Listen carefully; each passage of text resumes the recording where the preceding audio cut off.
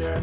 There are no people in the future. No people at all. There are no people in the future. Where did all my people go? There are no people in the future. Let me try my people call. Where are all my people?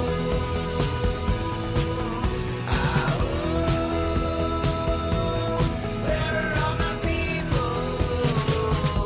I guess I'll fly away now. It is Friday, July 2nd, 2021. Welcome to Raging Chicken's Out to Coop podcast. This is Kevin Mahoney, editor and founder of Raging Chicken. Now, if you've been listening to the show, you know that I am away this week, so we'll not be having our normal weekly show, which I normally talk to that guy who's filled with so much middle-aged millennial angst that he had to take that 3-week hiatus to Utah. You know him, you love him, Sean Kitchen.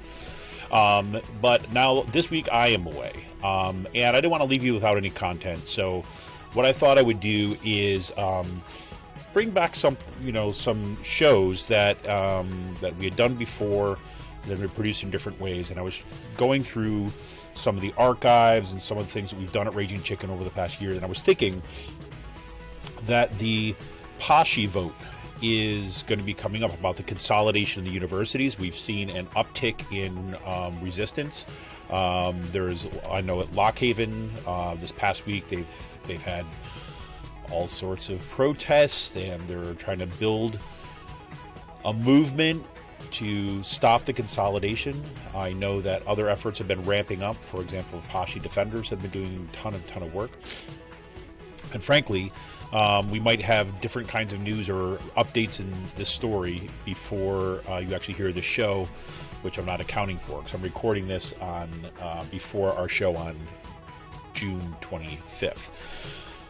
So anyways, so today's show, what I'm going to bring you, it seemed fitting, given what's going to be happening with PASSHE and continues to happen to PASSHE, to return to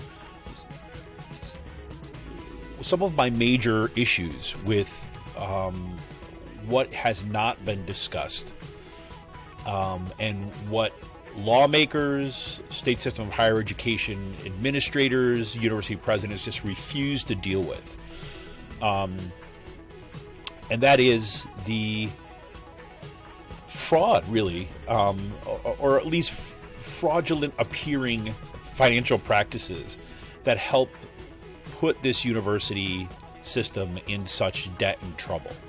Now, this past Monday, you heard from Dana Morrison and Eleni Schirmer about university debt, and this is kind of one of the things that has happened to PASSHE.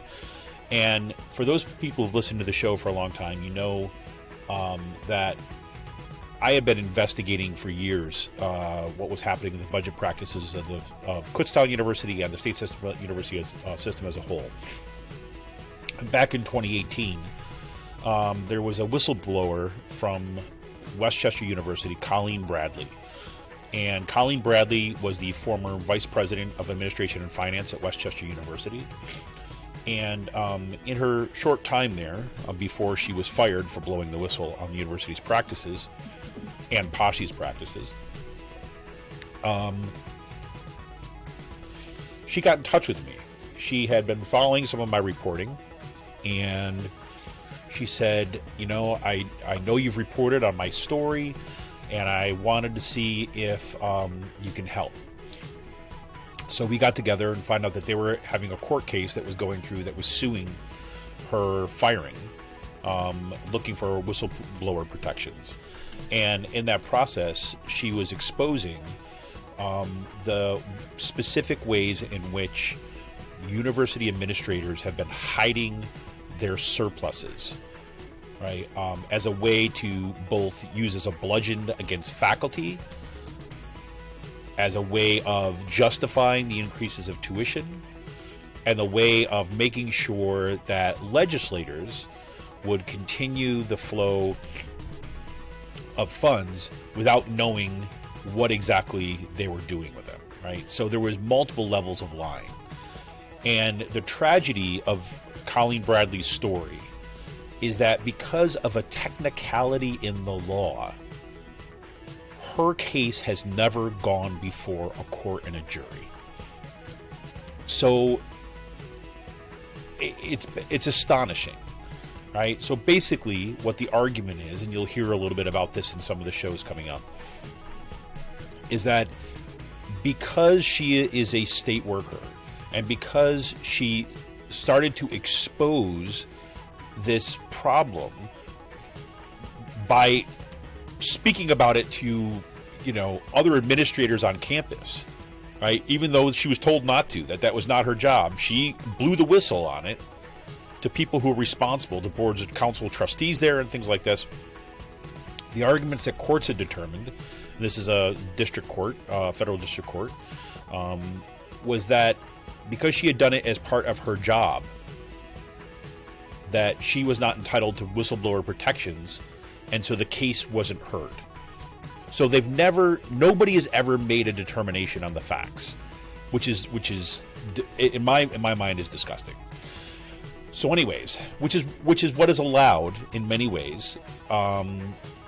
This case, the keeping of two sets of books, the lying to faculty and staff and students about the state of budgets, universities like Kutztown University claiming that the sky is falling, we're in crisis, when finding out really they're like they're sitting on piles of surpluses that they're just hiding from everybody, stuff like that. That's never gone to court, right, as to make a determination about whether that is fraudulent and whether that is criminal, right? So we don't have a determination on that. So back in 2018, after Colleen had got in touch with me, Colleen Bradley, we decided to sit down and we do kind of a mini documentary. And the documentary is in two parts. The first part is my interview with Colleen, and the second part is an interview with her lawyers, Daniel Kearney and Ed, I forget his name. So the second one is an interview. Yes, the second. Ed Mazurek. Sorry, I just want to look for his name. So Dan Kearney and Ed Mazurek were her lawyers. But the first part of this documentary is just Colleen, and given the really specific legal natures of the second part of the interview, which or of the documentary, which was really specific to the cases arguing before the Supreme Court. I'm not going to replay that one. I'll have a link to it in the show notes. I'll also have a link to the original video. Then next week, which will be July 9th, I will replay the podcast interview that I did with Colleen and her lawyer, Dan Kearney. So you get to hear a little bit about the case there too as well. I'll also, in the show notes, I will put links to the original, like I said, the original documentary, the original podcast, and so on. I was really surprised when you started looking at it, is that little mini documentary that we did in Raging Chicken had 1,448 views, right? So it got some serious traction.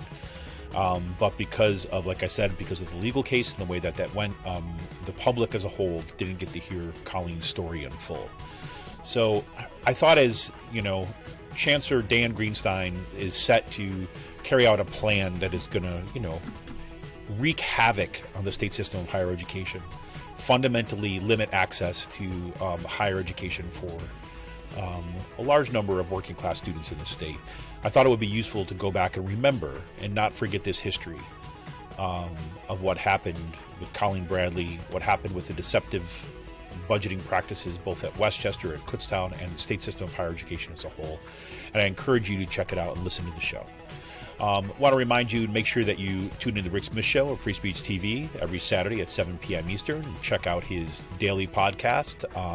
Just go to the ricksmithshow.com and you get all the information about his latest podcast and so on. You also have to check out the newly launched, well, not so new anymore, I guess, newly launched because they're at like episode 9 or something, I think, Sisters of the Night Caucus podcast. You can find that on Anchor, Spotify, wherever you get your podcast. The first episode dropped last week, and the amazing PA women stirring the cauldron behind that podcast really do rock the house. Make sure you follow them on Twitter, too, at The Night Caucus. And you got to check out The Game In. Yes, Game In for all you gamers out there. It is a Quakertown-based black family-owned gaming store. They're friends of the show. They got everything that you could be looking for with games, new and old consoles, so check them out. Look them up at their Facebook page, The Game In with 2 N's. Follow them on Twitter at The Game In with 2 N's. Or looking for something in particular, just send them an email at thegameinpa@gmail.com. And a special shout out once again goes to Jonathan Mann, who wrote our intro song, There Are No People in the Future. Check out all his great stuff on his YouTube page and follow him on Twitter at SongOfDayMan. And want to remind you that, look, if we want a progressive future, if we want to be able to have the fight back, we need progressive media. Support Pull No Punch's homegrown progressive media today by becoming a patron of Raging Chicken for as little as $5 a month. So we go to patreon.com/rcpress. Look, we're in for this fight, but we need you, right? And like for the price of a good beer once a month, you can help keep the media in the movement and the movement in the media. Become a patron for as little as $5 a month. Go to patreon.com/rcpress today. Okay, so I'm going to turn you over now to our interview from April 4th, 2018. Well, that's when it was published. April 4th, 2018. This is with Colleen Bradley. This is from a little documentary we did here at Raging Chicken. It's hard watching it again, I have to say, because she is just an amazing woman, and what they did to her was horrible. And remember, if you want to see the whole video, see Colleen's video, see her on air, her tell her story, check out the links in the show notes for today, and we appreciate it. So this is Colleen Bradley. She is the former vice president of administration and finance at Westchester University. And administrators at Westchester University, the state system of higher education, were lying to the public about their budget. They were lying to faculty, they were lying to students. And Colleen Bradley just refused to lie, and she exposed the deception. And for her honesty and integrity, she was fired. So her case and the way that this was not decided may affect future whistleblowers going forward in this case. So do check it out. Anyways, I hope you enjoy this as a week off, and I'll be gone again next week. But until then, thank you all for tuning in, and enjoy this interview with Colleen Bradley from April 2018.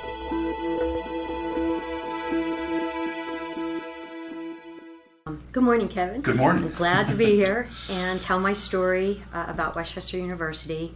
Prior to Westchester, I had started working at a bank and had worked up through the channels and had risen to a senior vice president, chief financial officer, where I was basically managing a $160 million investment portfolio, as well as the financial modeling, where basically you would predict how your assets and liabilities would function in different interest rate environments. So I actually fell in love with financial modeling and thoroughly enjoyed my job. However, it became many hours, and I was having a family, and I had just finished my master's in finance and had decided how much I loved education and thought that I would want to pursue a career in education. And I started to look as I was pregnant with my second son, and moved and had an opportunity at a school. It's called Westtown School. It's in Chester County, and it's a pre-K through 12th grade school that has boarding from 9th to 12th grade. And when I started there, basically I was doing special projects for the chief financial officer, and for the most part was doing all the projection models as well as the budgeting, and the school was issuing a state municipal bond, so I had to work with bankers, which was ideal coming from my background, to prepare various models that they needed as well as any information. And basically worked at Westtown and worked up through the ranks of chief financial officer, which was also a great opportunity. And there became a position at Westchester University that someone had reached out and let me know about. And knowing at that point I had 4 sons that could definitely benefit from attending Westchester University, where you would get remission. So I looked at the position and initially wasn't interested because the compensation was very low. But the more I thought about it, I thought, you know what, it's something that would put something different on my resume at a higher level and allow me to have my kids attend Westchester. So when was this at this point? That was in August of 2011. And you had been at that other school for how many years at that point? 10 to 11 years. 10 to 11 years. Yes. Okay. And I applied for the job, and I got called, I believe, by Dr. Ferentino, Chris Ferentino, who was leading the search committee, and was happy to hear and went in and interviewed, and I believe it was 2 days of meeting various committees and exploring the overall opportunity. And long story short, I ended up being offered the position of Director of Budget and Financial Planning, which was very exciting because basically it was the potential that the Mark Mixner, who was the Vice President of Administration and Finance at that time, discussed that within a 3 to 5 year framework that he would be retiring. So this position would be a nice opportunity for the person to step up into that role, which was extremely exciting. So you're looking at this job and you're looking at your kind of, your career ahead of you. You're looking at kind of a moving here, establishing yourself, and potentially even moving up through the organization, right? Yes, Is that right? absolutely. So they made their offer, and it was a huge pay cut, and had to go home and discuss it with my husband because it definitely would mean an adjustment in our living style. And through talking about it and putting it on paper, it made sense to do it given the overall compensation package of the nice pension plan at that point, as well as the future opportunity. So I accepted the position and actually started on November 1st of 2011. Going into the job, was it what you expected as you were, starting in that position? I didn't know what to expect. However, I walked into, I had 2 staff members, and then I was lucky to have the previous budget director there who had been with Westchester for 29 years. And she continued to stay on and basically be available when needed as far as different types of tasks I was assigned. So the initial transition was great. So you got good support from the university initially, you had resources available to you, so it's kind of what you were hoping for in some ways, right? Yes. When was it that you started to realize that some things were not exactly going the way that you thought they were? I'm starting to notice that were things that raised some flags for you. Basically, at the fiscal year end, which is June 30th of each year, at that point, Linda wasn't around, and I was basically looking at, doing all the financial work and weeding through what our actual surplus was. And in the meantime, PASSHE, who PASSHE, basically represents the 14 universities, and there's a budget report that each university submits to PASSHE. So in July 1st, we had gotten budget report instructions regarding the budget that you submit to the state or the Commonwealth, and you had a conference call with Lois Johnson and with Ginger Coleman, who explained the process. And these were all PASSHE officials. These are all PASSHE officials. So, being my first time into it, didn't think anything about it, and thought, okay, started to approach that, filling that out, but getting to the fiscal year end surplus, that I figured out that the surplus for that year was $18.1 million. And Not small change. not small change. And I was thrilled about that. I mean, I thought, oh, great, nice, healthy environment I'm in, and this is all good. Until I started filling out the BUD report, and the instructions require you, there's 3 columns. The first column is your actual column for the fiscal year end that's just ended that June 30th. And then the next column is the budget that is for the new fiscal year. And then you have the third column, which is the request year. So in your actual column, the instructions were that it had to balance. And the second column, the budget for the current fiscal year, had to be balanced. But then the instructions read for the third column that the request year had to be unbalanced. So when Lois had called and spoke with me, I said, I don't understand the instructions within this report, because like for the case in Westchester, we made $18.1 million, and you're saying that I have to report a 0 balance. And she said yes. And I said, well, that doesn't make any sense to me. How do I do that? And she explained that the report basically consists of your revenue, your expenditures, and then your transfers. There's a transfer section. So you have, like, say, mandatory transfers, which basically are for your debt obligations, are absolutely mandatory. And then there are these other transfer lines that basically, there was a line, I think it was 803, it doesn't matter, but that's where you put the plug figure to transfer more. It acted like an expense. Mm-hmm. So it increased your overall total expenses. So whatever your surplus was, you would have to put the opposite in to make it balance, say for the actuals. So I expressed my concern, and basically she said, you don't have anything to worry about. It's just a political document. It means nothing to you or your internal process. So these were not actual transfers of funds to, like, pay something off. This was just about how it appeared on this report. Correct. So I was very confused. So with that, I actually went to my boss and explained, these are the instructions, and I don't know what to make of this. And I said, I acknowledge that I've never worked for a governmental institution where I'm getting instructions from, like, who is Lois, who is Ginger, etc. And who is your boss at this point? This is Mark Mixner, the Vice President of Finance and Administration.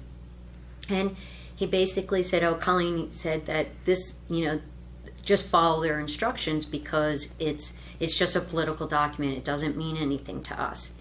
And I said, well, if I'm submitting this and my name is on it, that makes me extremely uncomfortable. I can't do that in all good conscience, knowing that the surplus was $18.1 million. In the meantime, behind the scenes, the president had made the decision to pay down debt on McDermott Drive. So we had a loan of $4.7 million with PASSHE. What's McDermott Drive? Is a building on campus that we actually borrowed under PASSHE's umbrella, that since we had so much cash, I don't think they wanted to show the cash, so they took the $4.7 million, paid down the loan, so net effect we had a $13.4 million cash surplus. So Mark basically said, you just need to do this. So I was uncomfortable with it, so I went to who I considered my mentor, was Chris Ferrantino. He was the dean of business at that point in time. He got accounting, he understood everything.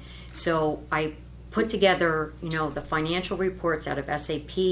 I brought the instructions for the BUD report, and I explained to him the conversation I'd had with Lois, and then I explained the conversation that I had with Mark. And I said, I also, at that point in time, sat on, it was the university's administrative budget committee, which they use the acronym ABC. Mm-hmm.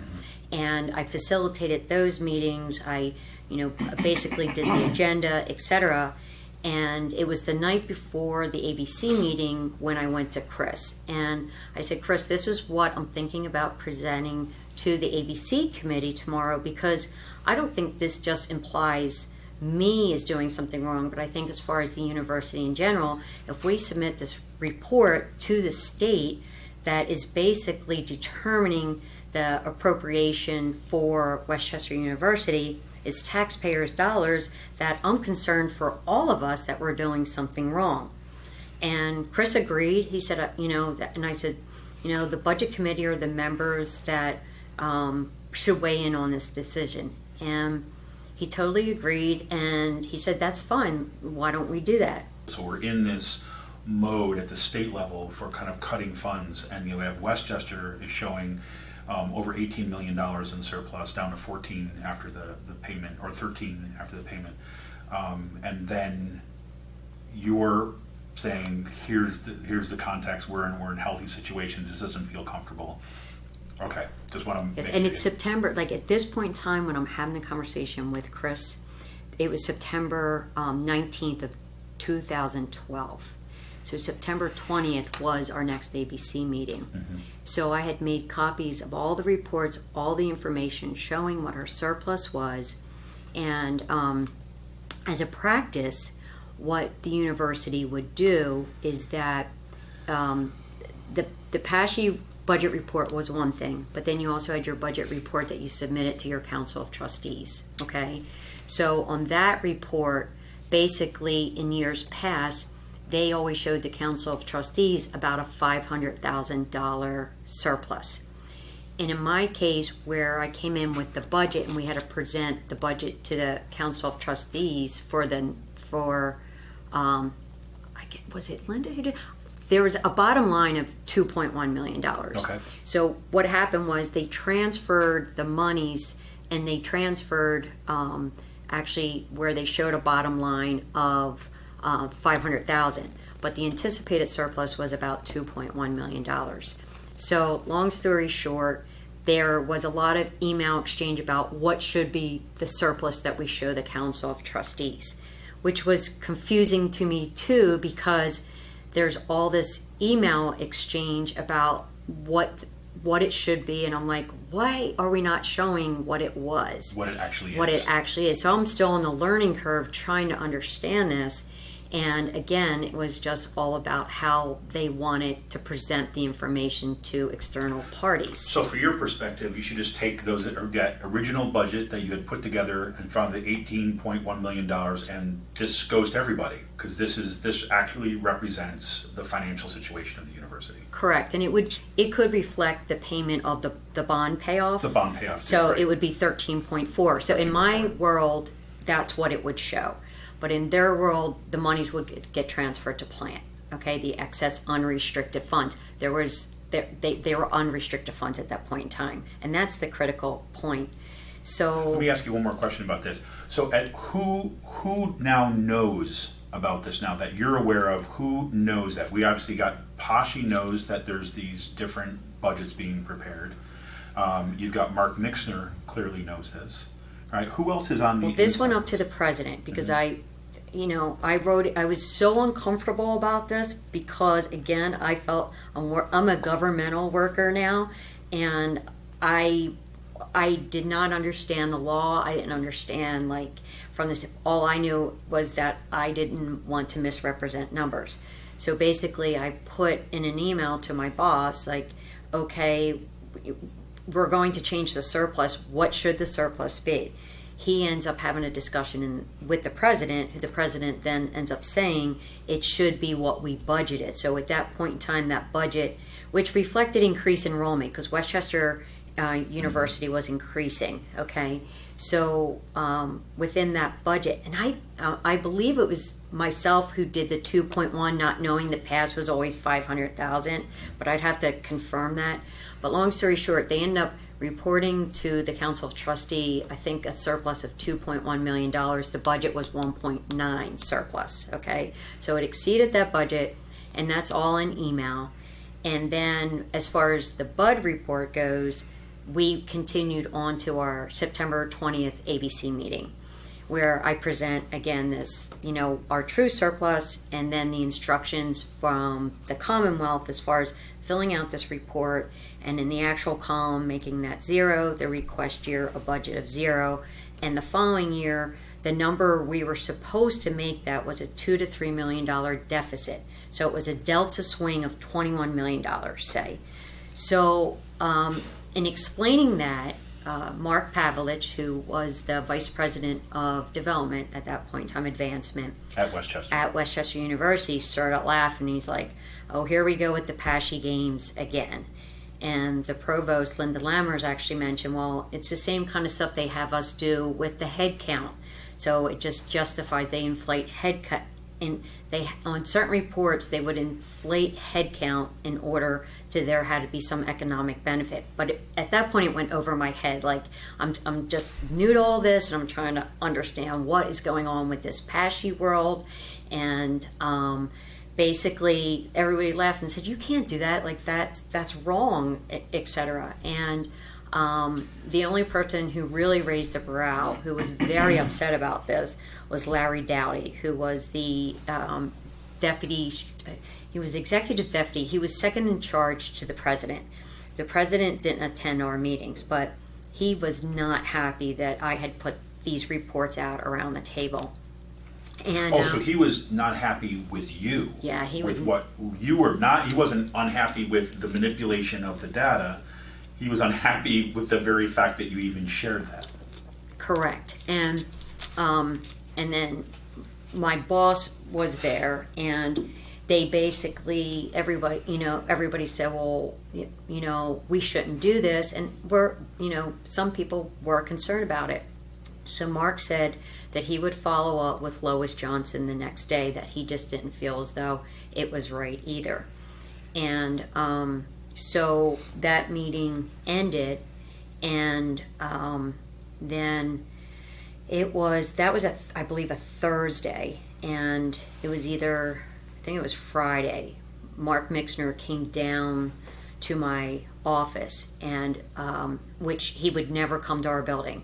So I didn't think it was going to be a good thing, and he was not happy, and he explained to me how disappointed he was that I had brought those reports to the Administrative Budget Committee, and how could I do that?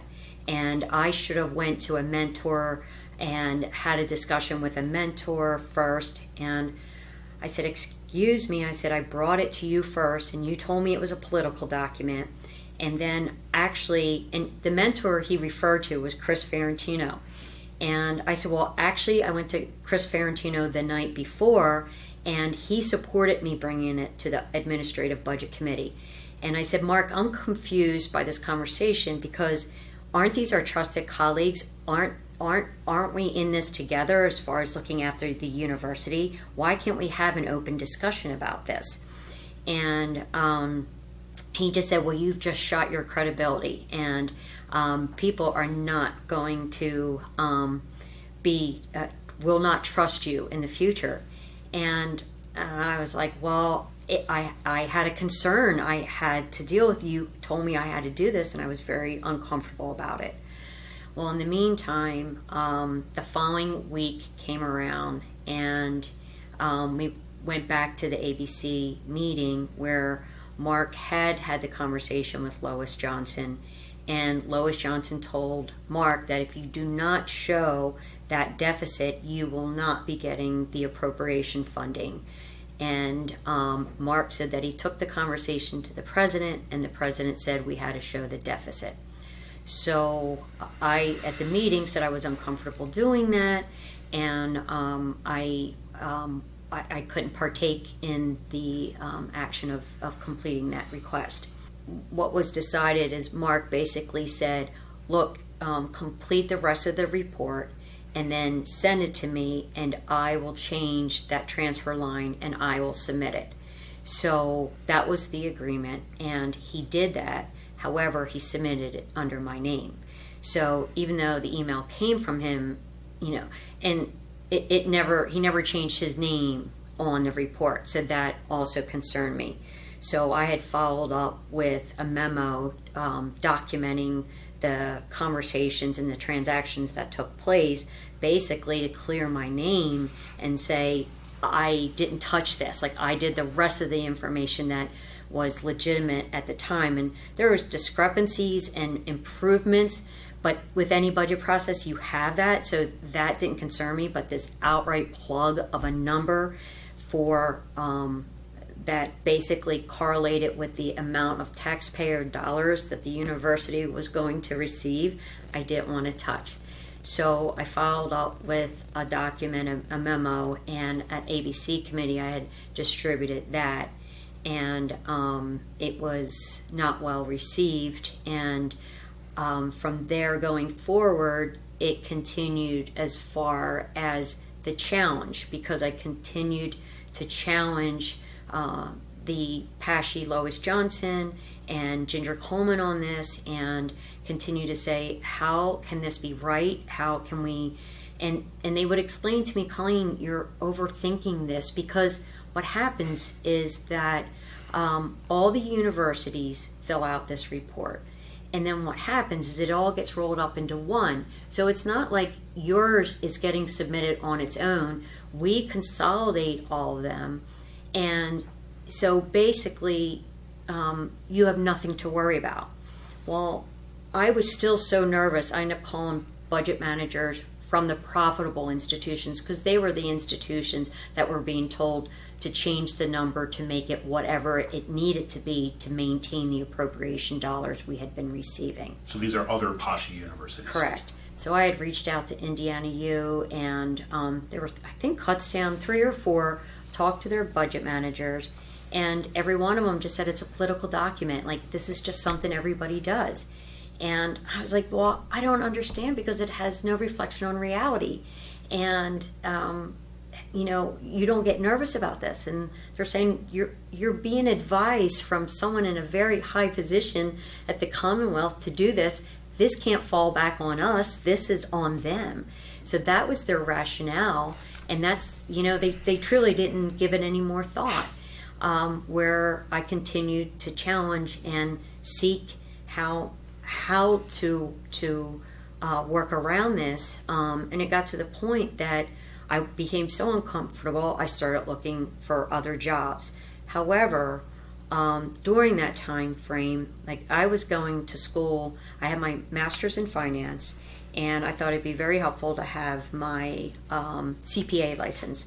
So I was taking courses at the university, and I was my 3rd course in, and during this September of 2012, I'm trying to think if that was 2012, I ended up having shingles after the first go around with the ABC committee, and developed terrible intestinal problem, irritable bowel syndrome, was extremely sick, and thought, you know what, this is ridiculous. Like, I don't know what to do about this. But as I shared, I have 4 boys, and my oldest child was at Penn State. He had transferred over to Westchester, so he was in the Westchester system when all this was taking place. So I actually, because of health reasons, started to look for other jobs.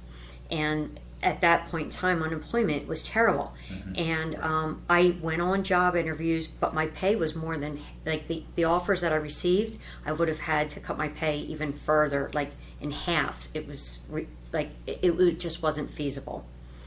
So this continued, and nothing changed. In the past, the faculty never got the BUD reports. And that was also a critical piece to this, is that I always had concern if other people started to look at this year in and year out, and they had knowledge of what the true surplus was, wouldn't they have, you know, any concerns about this? And I was told again by Lois and Ginger at that time, don't worry about it, the faculty never get these reports. These budgets that are being prepared aren't just going to state lawmakers and appropriations, right? I mean, what I recall about these are the numbers then get shared with faculty, with students, and with the general public too as well. Is that correct? Well, it depended, because what it continued to evolve was, depending on the audience, is the budget they saw. So leading up to this, in the background, which when I was first hired, like my job was to basically right size the budgets and fix the budget process, which was an awesome challenge for me, and very excited about it, because it was obvious that what was happening was, instead of right sizing budgets, that they were not doing a budget to actual comparison, which would show where the surplus lies, throughout the university. What began to transpire was they were excluding me from more and more meetings. And the ABC meeting, actually, I went from facilitator, and then I basically, Mark Mixner then took over the meetings, and even from there, Larry Dowdy ended up ultimately being the facilitator of ABC meetings.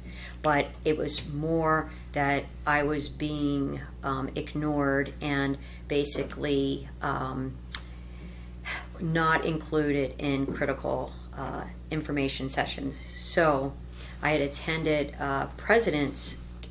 we had president council meetings where you had key leaders of the university, and it would be basically could be 150 people attend these meetings. So it was your deans, your chairmans, your all various, your administrators, etc. at these meetings. And they had presented a budget that was in relation to a succession plan that I had not heard anything about. And in that budget actually showed we were doing pretty well. And that was very amusing, yet they didn't give anything out, and I had written all the numbers down. And within time, that succession plan ended up getting shot down again.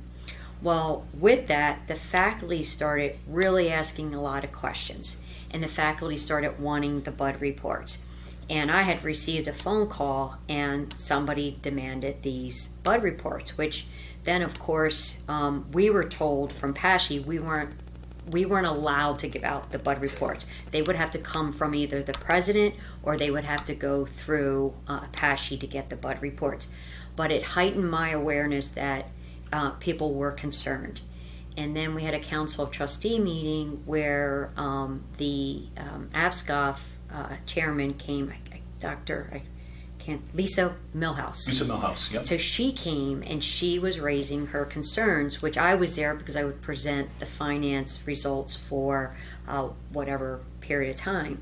And so it begun to get me even more nervous. And so as time went on, it was in October, there was a president's cabinet meeting, and that consisted of all the vice presidents, the president, executive deputy, and Chris Ferrantino was at that meeting. I'm not sure, his title changed throughout time, and he was moving up. And basically, they said there was the faculty members wanted a 3-year budget projection, and they wanted to understand the details of the budget better, and that was October 6th of 2014.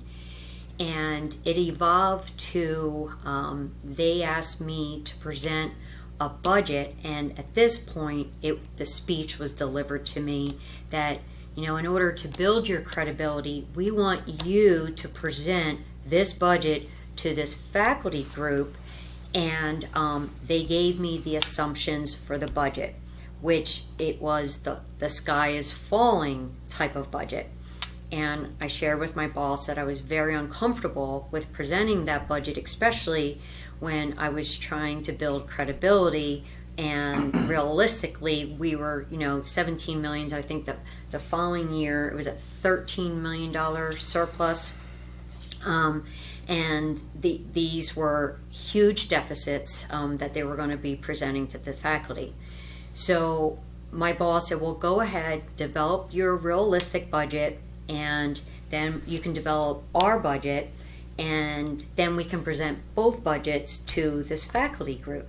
So I said, great, and I felt very relieved, very supported, and proceeded to get invited to a meeting at the Enrollment Management Committee, whereby Mark Pavlich basically headed up that committee, and again, he's the vice president of development.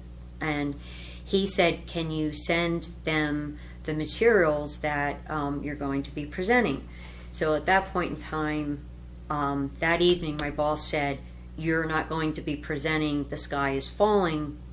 You're not going to be presenting, the realistic budget. The president only wants you to present The Sky is Falling budget." And I was very uncomfortable about that. And mind you, my whole employment at this point in time is very, I produce everything that they ask me to do, but I'm still challenged by all this changing and manipulating of numbers.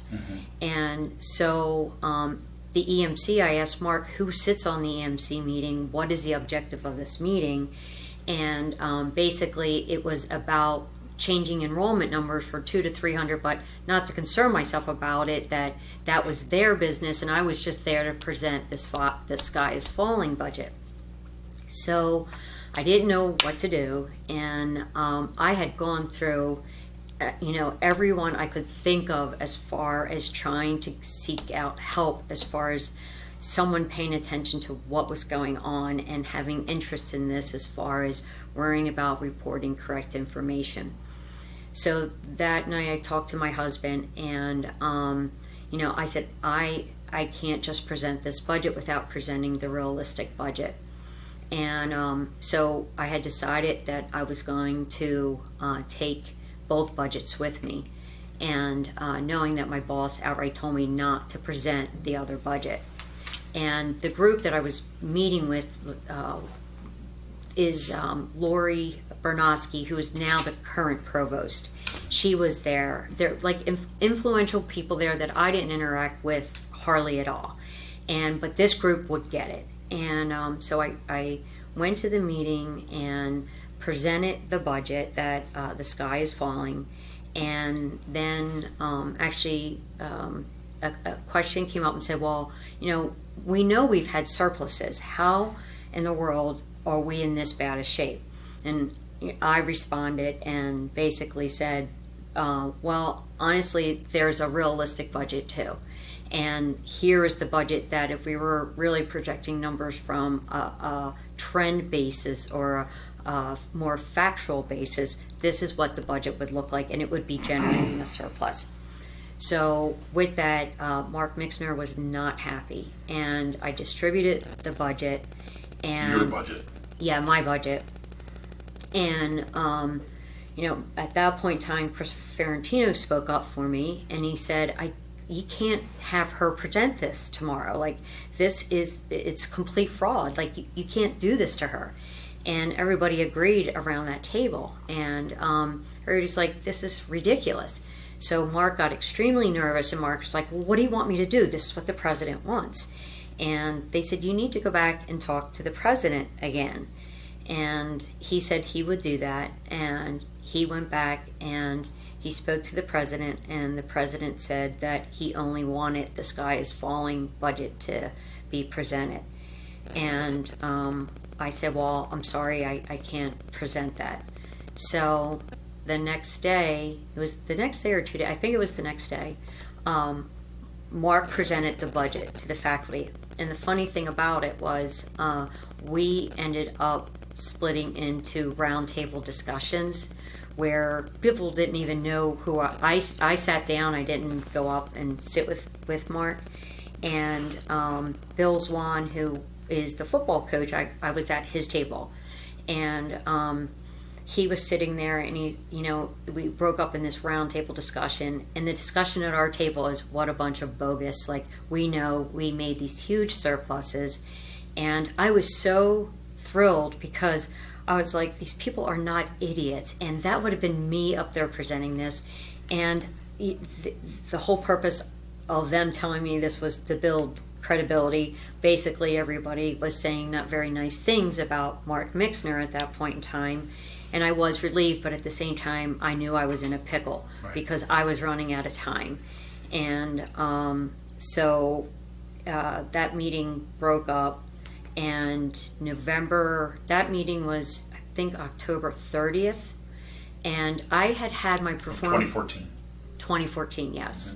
And I had my performance evaluation. It was, I think, in September, and it was very good.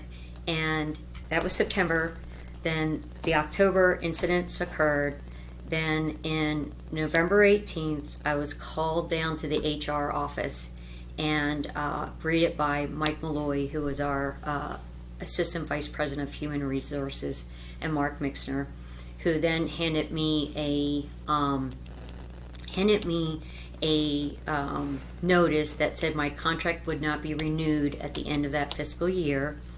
Reason being that I was not the right fit for the university, and I was not the problem solver that they thought I would be, despite what my performance evaluation specifically said about my performance was that I was quite the problem solver, etc. And thirdly, that the senior leadership team had lost credibility in my ability to work along with them. So basically, my job was terminated.